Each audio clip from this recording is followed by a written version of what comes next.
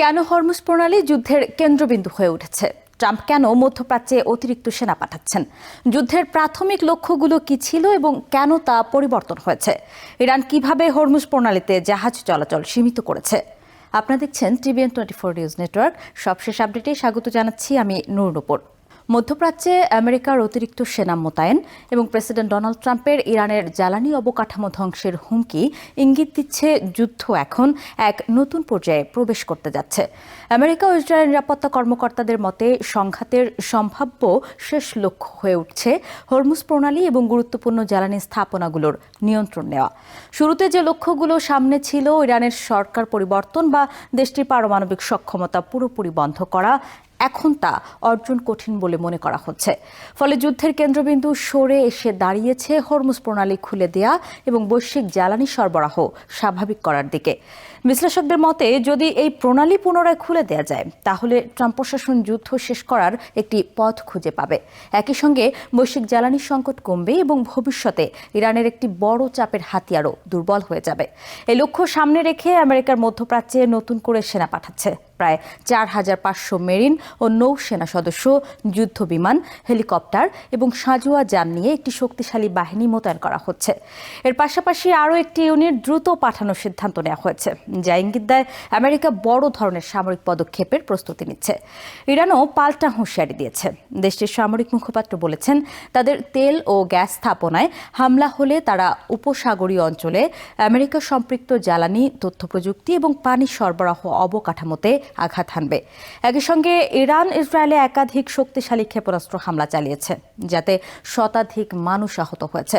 Hormuz প্রণালী এখন কার্যত অচল হয়ে পড়েছে। স্বাভাবিক সময়ে যেখানে প্রতিদিন প্রায় 130টি তেলবাহী জাহাজ চলাচল করত, এখন সেখানে খুব কম সংখ্যক জাহাজ চলাচলের অনুমতি পাচ্ছে। এতে বৈশ্বিক জ্বালানি বাজারে বড় ধরনের অস্থিরতা তৈরি হয়েছে। আমেরিকার হামলায় ইরানের উপসাগরীয় উপকূলে ক্ষেপণাস্ত্র ঘাঁটি, মাইন বসানোর জাহাজ এবং ছোট নৌযান ধ্বংস করা হলেও পরিস্থিতি খুব একটা বদলায়নি। বিশেষজ্ঞরা বলছেন, এই প্রণালী নিরাপদ করা অত্যন্ত জটিল কাজ এবং এতে সময় ও বড় ধরনের ঝুঁকি রয়েছে। যদি আমেরিকা হরমুজ প্রণালী নিয়ন্ত্রণে নিতে চায়, তাহলে তাদের নৌবাহিনীকে দীর্ঘ সময় ধরে জাহাজগুলোকে নিরাপত্তা দিয়ে চলাচল নিশ্চিত করতে হবে। এতে আমেরিকান যুদ্ধ জাহাজগুলো মাইন, ড্রোন এবং উপকূল থেকে হামলার ঝুঁকিতে থাকবে। এমনকি একটি সফল হামলাই বৈশ্বিক জ্বালানি বাজারে আতঙ্ক ছড়িয়ে দিতে পারে। ইসরায়েলি কর্মকর্তারা বলছেন, এই কাজ মূলত আমেরিকাকেই করতে হবে, কারণ এই ধরনের সামুদ্রিক অভিযানের জন্য তাদের সক্ষমতা সবচেয়ে বেশি।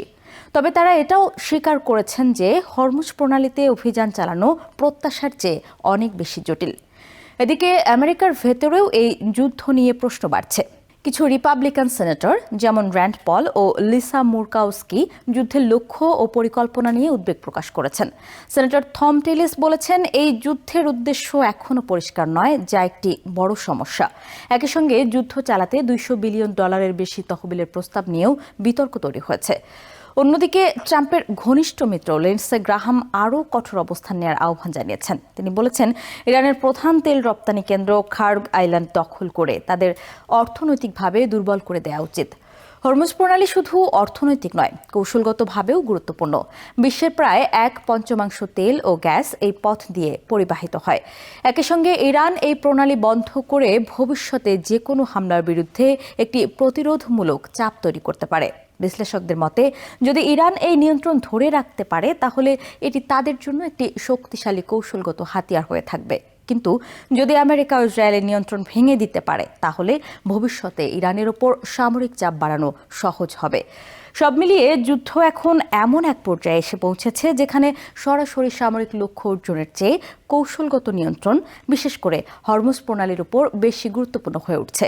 তবে এই লক্ষ্য অর্জন সহজ নয় এবং এর ঝুঁকি শুধু আঞ্চলিক নয়, বৈশ্বিক পর্যায়েও গভীর প্রভাব ফেলতে পারে।